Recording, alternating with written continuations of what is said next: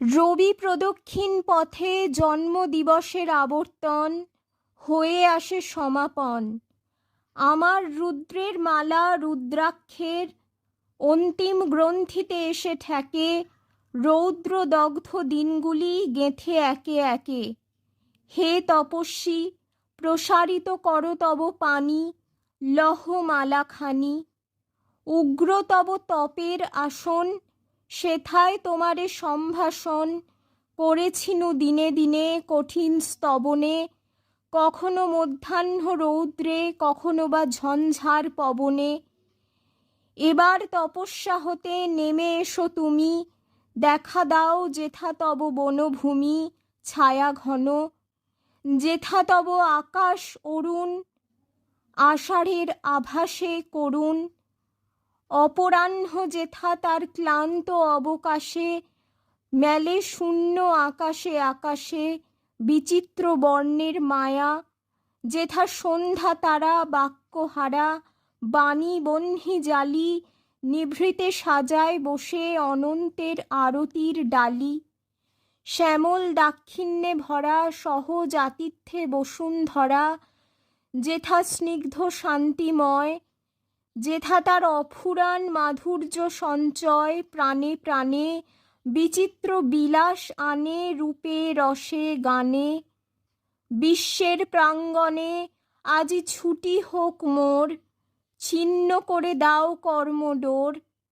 আমি আজ ফিরিব কুড়ায়ে, উচ্ছৃঙ্খল সমীরণ যে কুসুম এনেছে উড়ায়ে সহজে ধুলায়। পাখির কুলায় দিনে দিনে ভরি উঠে যে সহজ গানে, আলোকের ছোঁয়া লেগে সবুজের তম্বুরার টানে। এই বিশ্ব সত্তার পরশ স্থলে জলে তলে তলে, এই গূঢ় প্রাণের হরষ তুলিলব অন্তরে অন্তরে। সর্বদেহে রক্তস্রোতে চোখের দৃষ্টিতে কণ্ঠস্বরে জাগরণে ধ্যানে তন্দ্রায়, বিরাম সমুদ্র তটে জীবনের পরম সন্ধ্যায়। এ জন্মের গোধূলির ধূসর প্রহরে বিশ্ব রস সরোবরে শেষবার ভরিব হৃদয় মন দেহ। দূর করি সব কর্ম সব তর্ক সকল সন্দেহ, সব খ্যাতি সকল দুরাশা। বলে যাব আমি যাই, রেখে যাই মোর ভালোবাসা। তখন বয়স 7, মুখ চোরা ছেলে, একা একা আপনারই সঙ্গে হতো কথা। মেঝে বসে ঘরের গরাদখানা ধরে বাইরে দিকে চেয়ে চেয়ে বয়ে যেত বেলা। দূরে থেকে মাঝে মাঝে ঢং ঢং করে বাজতো ঘণ্টার ধ্বনি, শোনা যেত রাস্তা থেকে সইসের হাঁক। ছেলেগুলো কলরবে ছুটে এসে নামতো পুকুরে। ওপাড়ার তেল কলে বাঁশি ডাক দিত।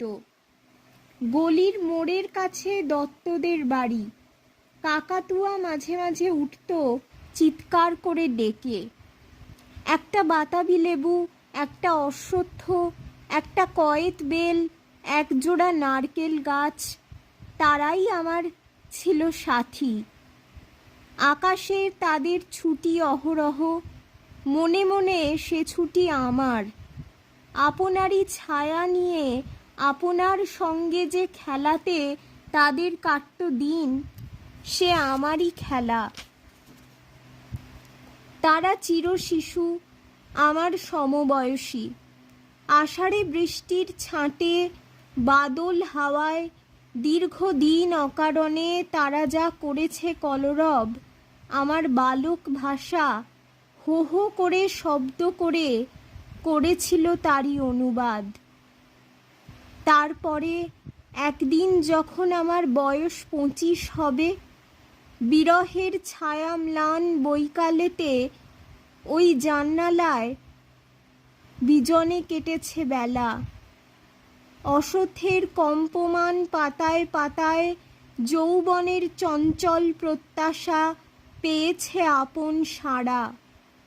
সকরুণ মুলতানে গুনগুন করে গেয়েছি যে গান, রৌদ্রে ঝিলিমিলি সেই নারকেল ডালে কেঁপেছিল তারই সুর।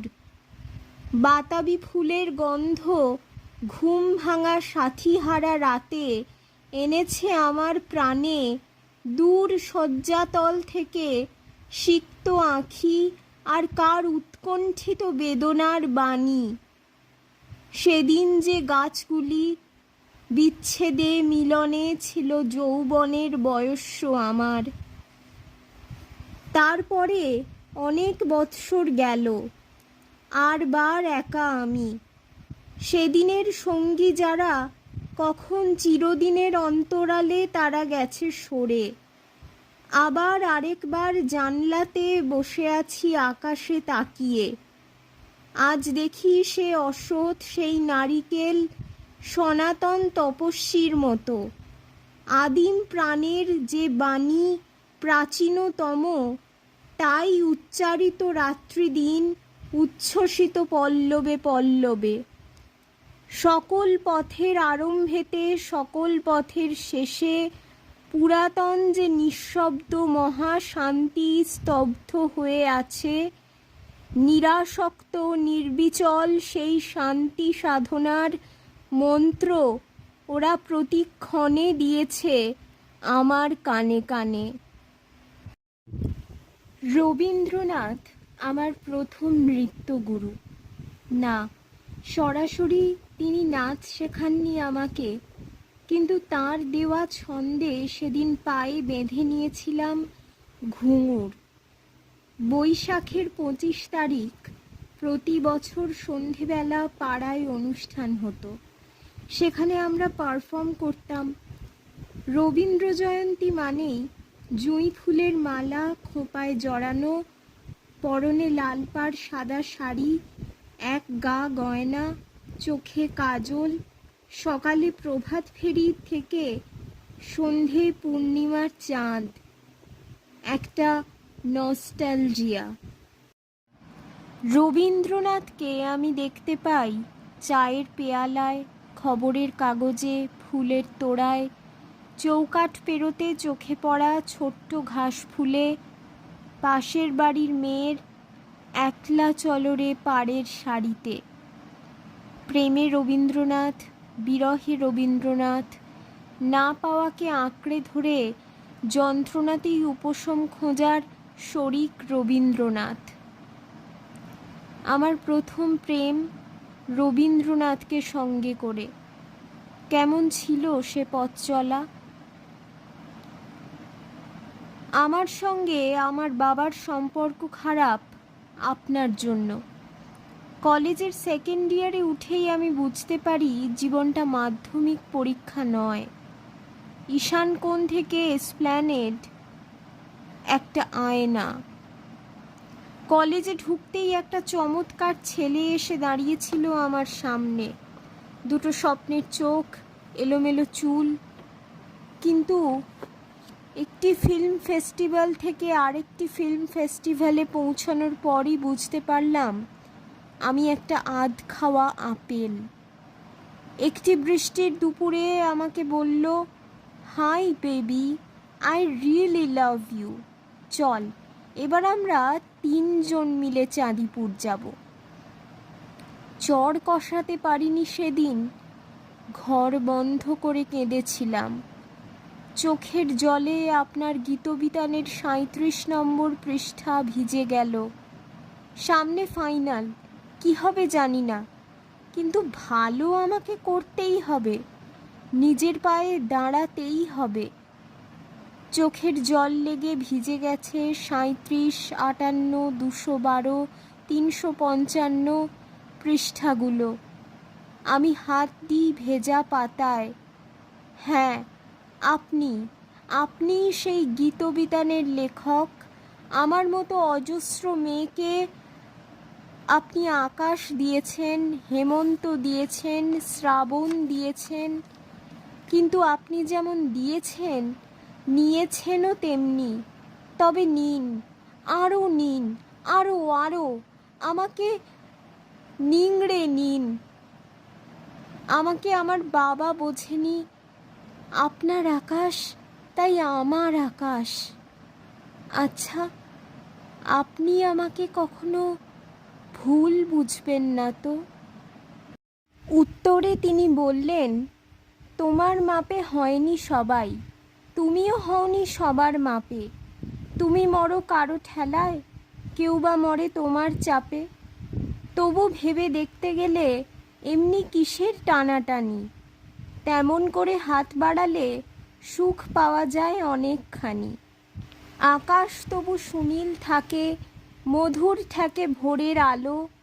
মরণ এলে হঠাৎ দেখি, মরার চেয়ে বাঁচাই ভালো। যাহার লাগি চক্ষু বুজে বহিয়ে দিলাম অশ্রু সাগর, তাহারে বাদ দিয়েও দেখি বিশ্বভুবন মস্ত ডাগর। মনেরে তাই কহ যে, ভালো মন্দ যাহাই আসুক, সত্যেরে লও সহজে। আমার রবীন্দ্রনাথ বলেন, মুক্তি দে, তবেই মুক্তি পাবি। নিজের জন্যে কাউকে বাঁধতে চাস নে, তাহলে তাতে নিজেই বন্দী হবি। আজ ৮০ বছর কেটে গেছে তিনি চলে গেছেন, তবু তার প্রাসঙ্গিকতা সমানভাবে বর্তমান।